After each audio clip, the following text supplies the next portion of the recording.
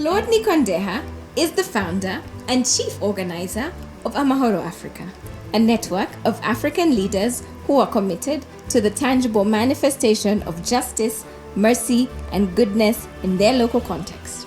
Claude was born in Burundi, East Africa, and grew up as the son of a Free Methodist pastor.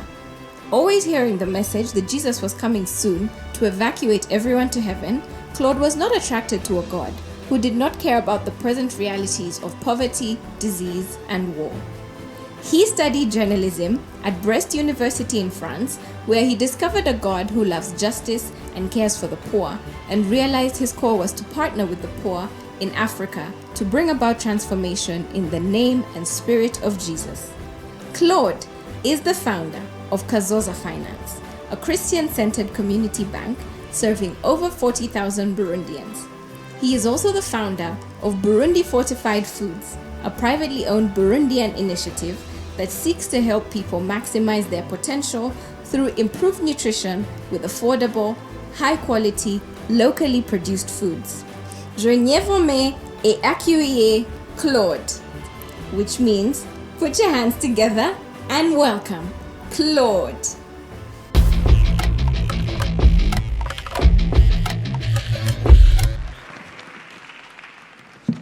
I was just telling Apostle Moses, please have a seat. I don't have, it's not fair to follow him. So you're going to have to bear with me. It is, thank you. It's always amazing for me to come. You know, I want to be part of a group of people that are going somewhere global. And that's why I come every year. And this year I brought my friend Apostle Apollinaire and his beautiful wife. So please say hi to them when you see them. God is good. All the time? I love transformation. Transform Uganda. Beautiful. Transform Africa. And may transformation go from our continent to the ends of the earth. A beautiful one, not the colonial one. So I want to talk about produce results, not reasons. So now, I have a question for you, Apamo. Do we mean excuses? That's what we mean. Okay.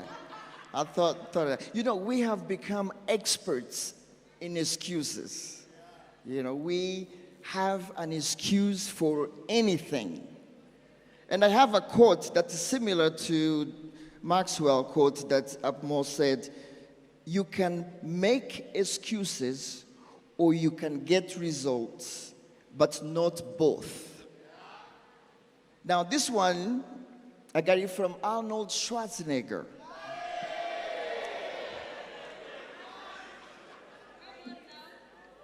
So Schwarzenegger, for the young ones who don't know him,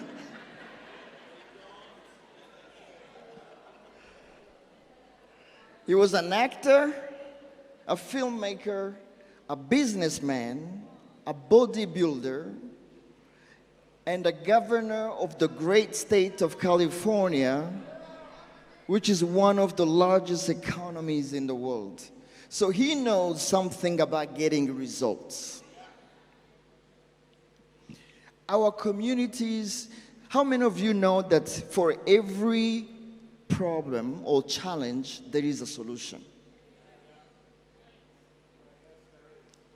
If you can't see it, it doesn't mean it's not there. You just can't see it.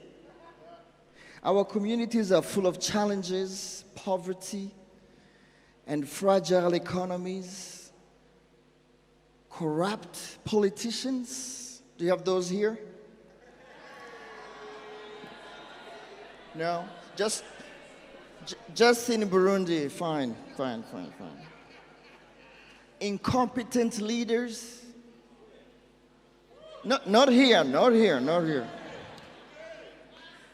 food insecurity, troubles presented by climate change, and all of that puts us in a very precarious environment. So we really need transformation. We really need results. We need transformation, as we just heard, in our families, in our region, in our country, on our continent. But we also need transformation in the industries where we work. We need transformation in our education, the way we educate our children. We need transformation in our health, the way we treat or we deliver health. We need transformation in our banking systems. Been trained to do that for 10 years. We need transformation in our agriculture. And we could go on and on. You need transformation. You need to be the transformer in your industry. And go from your local community to your region and to international, to global. Let me share with you a story of my recent startup that I'm very excited about. May not sound too big for Uganda. Oh, hi, Alan. Alan was in Burundi recently, so good to see you. So since 2020, we have a new president. I think he became president late summer of 2020. And a few months later, he asked the mayor of the capital city of Bujumbura to write up all the young people, to have the young people register, the young people who are graduated, who have some sort of degree, but who don't have a job. So he wanted to start with that, because Burundi have seen a lot of turmoil, a lot of civil wars, and often it starts with the unemployed youth who gets manipulated by the politicians. So as a way to stabilize peace and strengthen our future, he felt like the country needed to do something about the youth. So we have about 13 zones in the capital city of Bujumbura. And by the end of this 2 months period where they had to register themselves, it turned out the number was incredible. 77% of all youth qualified, high school degree, university degrees, trade school degree, are unemployed. 77%. Now, Bujumbura has about 1.2 million population in the city, and among them, the youth is about 65%. So take 77% of that, you get a crazy number. So when the president heard about the number, he decided to never talk about it again. That was the solution. And then when the numbers were made public, I was stunned. I couldn't shake it off. Does it ever happen to you when you hear something and you can't shake it off? And you feel like you need to do something about it? And how do you do something about something that even the government doesn't want to touch it? You know, what was he thinking? They just like a couple thousand kids that needs a job, and maybe I'll stir up something. I don't know. But anyway, so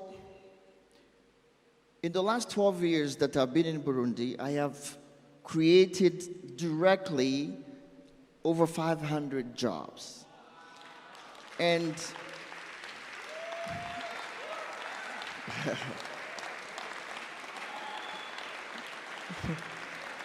most of them, like 90% of them, are occupied by young people.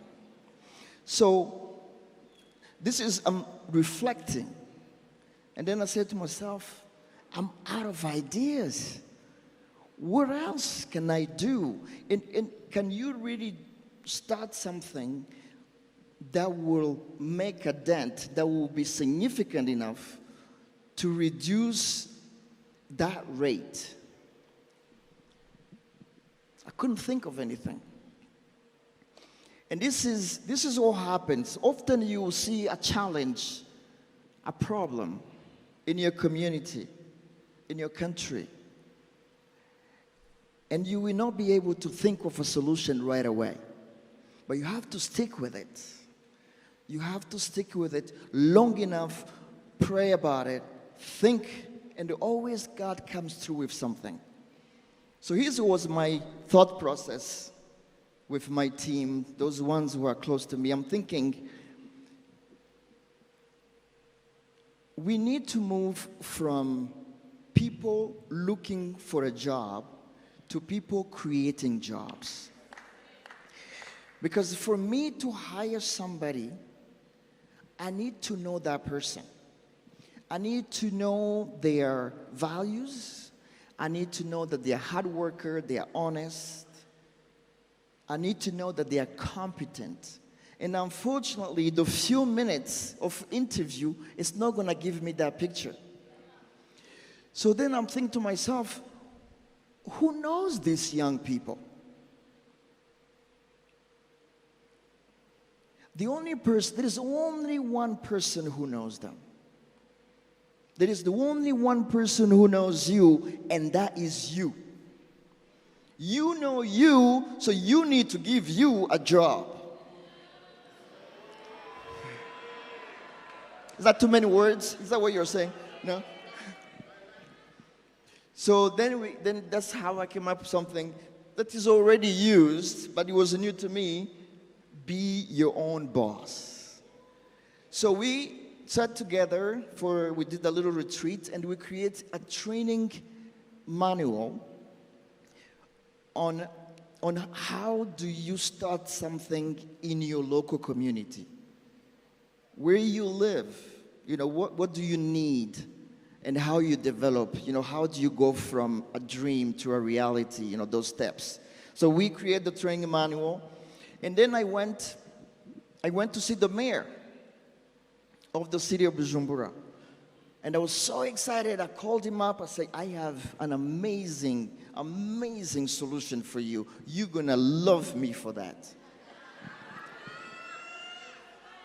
So he said, okay, come on in, first thing in the morning. So I went with my team, and we had a huge presentation for him, and he loved it right away. He really did. And then he's like, so how do we do this? I said, well, we set up training centers in all 13 zones, and we do, kind of like every Saturday, 2 days a week, whatever it takes. And then he's like, how much is it going to cost? Well, we can use government offices.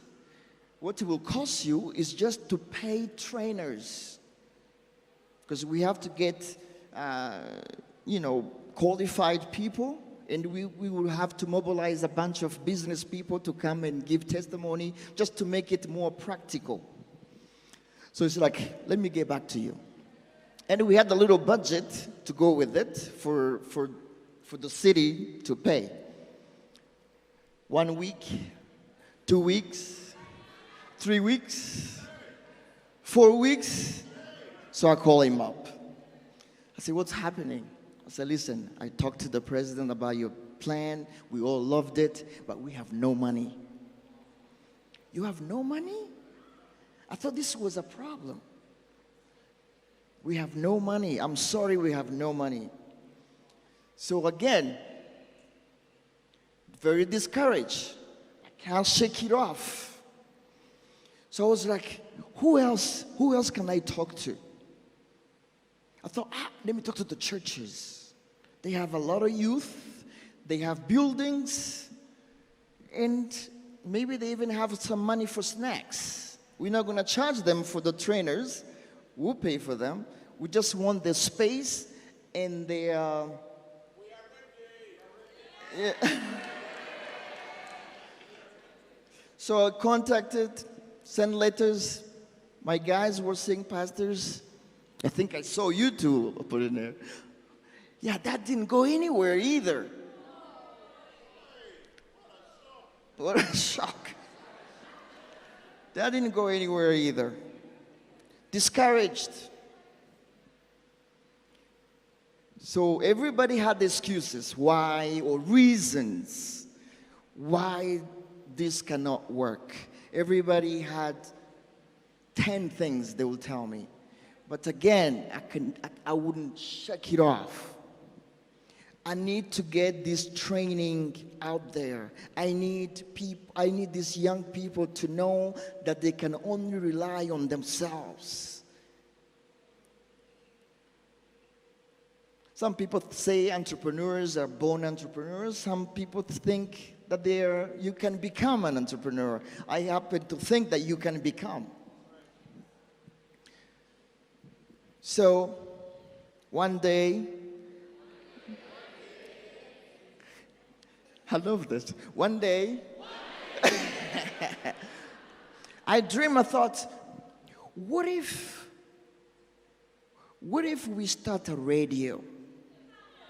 What if we do Kazoza FM? The voice of development. Be your own boss. So finally I went to see the commission that is in charge of that communication, and then a few months later we get a license for TV, for radio, and for publishing magazines. So I'm not going to bother you with the process, but starting a radio. Here in Kampala, you have a lot of radios, so this may not be a big deal. But in Burundi, there's one government radio, and that's pretty much it. There is a few very tiny, small stations that nobody ever heard of. So this was a big deal. And then we started on a very high note. We started by hiring about 60 young people who all have a degree in journalism, but couldn't find a job anywhere. So we covered the country, and we started. Alan was there on May 17. We launched the radio with economic guideline to build up the youth and train them and do like a Kazoza University, but on radio. And an amazing thing have happened ever since. So 2 months later, we were number 1 in Bujumbura, the most listened to radio, because of the talent of these young men and women. And then another month later, we started breaking even. For the business people who understand that, just within 3 months, we broke even. And we believe that in our TV channel, Kazoza TV, will start before next summer. That's a much harder process. And so all of this to say, for every problem, there is a solution. And if you're patient, and if you are prayerful, you will see the solution. And make sure it is regional and global. But a lot of good things have happened ever since, and the radio has become like a platform. So, for example, I have friends who are in the manufacturing, producing articles. So then it will become like a platform where a lot of these young people sells the production of this manufacturer, setting up shops in their communities, and then having this manufacturer support them in terms of giving them products. We use French a lot, so my English is. So and then on the side of Kazoza Finance, the community bank that we started 10 years ago, we also accompanied the young people with loans. So that all those three things, so radio, manufacturer, and the banking, all three coming together to be alongside these young people. We have over 100 of them who have already started their businesses.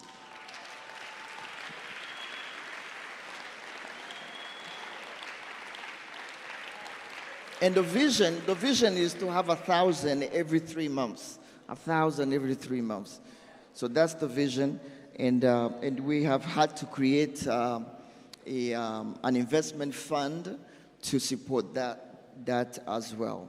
So if I had stayed, say, listen, if the government can't do it, then who am I to do it?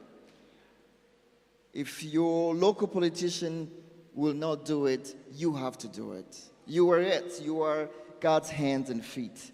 But one question you have to ask yourself, where does all of this come from? Where do we get, how does worship harvest come from? Why are we so concerned about transformation? Growing up in a church, like Apmo said, my dad was a pastor. The only thing you worried about was to go to heaven. That's the only thing. Even yet, just a few days ago, I was talking to this nurse. I was like, congratulations, you got married and you're expecting a kid. And then they were like, well, I can't wait to get to heaven. So why did you get married? Why are you starting a family? There was another community that was very similar to our situation.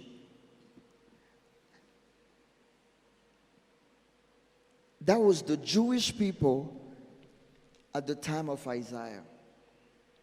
Their nation was collapsing due to similar dynamics, corruption, unjust leaders, violence. And Isaiah spoke to them about transformation. And Isaiah used words that were previously spoken by Moses about Jubilee. All of this comes from Jubilee. When the Israelites were setting up to enter the promised land, there were clear guidelines by God to them. If you observe this, then you will have no problems. You will live in peace. You will be prospering. You will see the future. But because they were also experts in excuses, they never did it. So problems followed.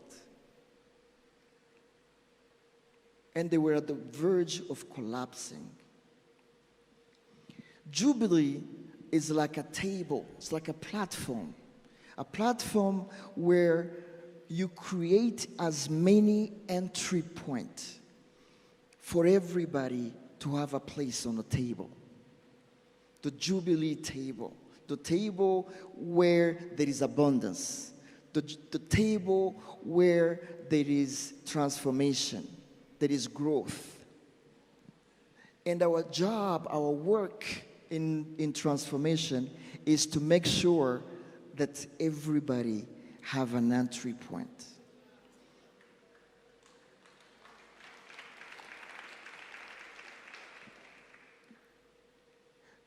Starting the radio was to make sure that these thousands and thousands of young people have an entry point into the economy. They don't have a powerful uncle. They don't have a brother or a sister who can give them a future. But they have me. They have you. They have us. They have Worship Harvest. They have Kazoza Finance. And you can put your name there or your company there. They have you. And it's your job to create an entry point. The dream is about God's kingdom coming on earth as it already is in heaven. God's rule where the practice of justice, mercy, and kindness and peace are every day the order of the day. The heart of Jubilee economics is creating continuous entry points into the economy for the various seasons of a family's life so that they are never locked out, but ever welcome to the path that leads to prosperity. Today at Kazoza Finance, we have about 60,000 members who work with us every day. This is something we started about 10 years ago. Just a dream, just a tiny seed, not knowing what the future holds. But like we heard, a vision, a dream takes you places. Now we're looking back now, owning the downtown building, being the signature building, like the very first building. Sometimes I want to make myself laugh. I ask people, where you live? I live in Gitega, a different province. Okay, how many kilometers to your place? 100. Where did you start counting? At Kazoza Finance.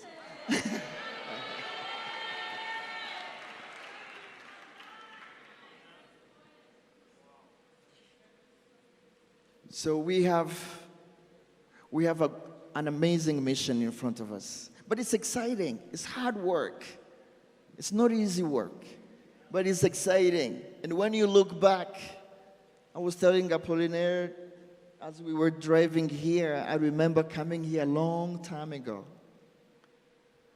It was just a little small piece of land, very dirty. I mean, it's like so much mud. It was like, but look at it now.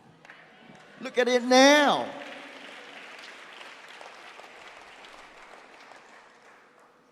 I mean, the Mavuno guy remembered we used to be on that corner. I couldn't even remember which corner we were.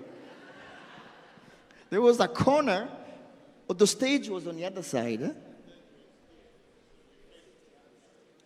You were sitting in the stage. All right. But look at this now. God is so good. But that's a lot of work. It didn't just happen. You have to have a vision, and then you have to have a plan, and then you have to execute. I love the idea of, ready, shoot, and then aim. I think you did a lot of that here.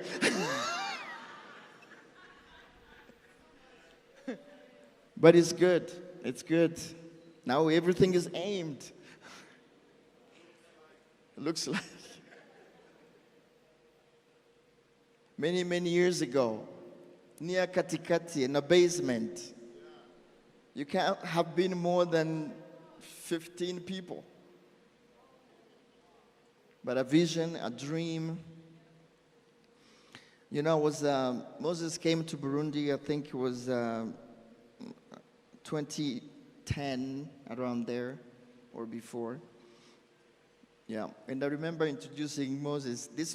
I think you just had Katikati at that time, eh? Have you studied Nalia? No. Not yet. And I said I introduced him to a pastor there. I said, look at him. Take your time.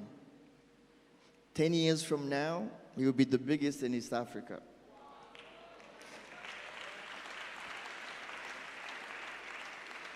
So now, let me tell you, all of you, 10 years from now, get all your appointments with him now. 10 years from now, it won't work. It will take a year. You have to sign. It is true. Don't laugh. If you want to get to see him now, now is the time. Tomorrow, it's going places.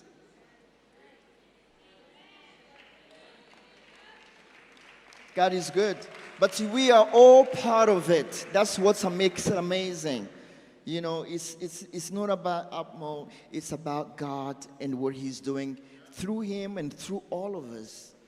Through you, through me. And I'm just amazed, you know. I even forget what I was going to say. Of the goodness of the Lord. And his mercy endures forever. And I'm so glad, I'm so happy to have been part of this journey, or to be part of this journey, that just getting started, because I think it takes, now is really, all this time we're just getting ready. Now we're about to shoot. And we worry about aiming later. I'm done.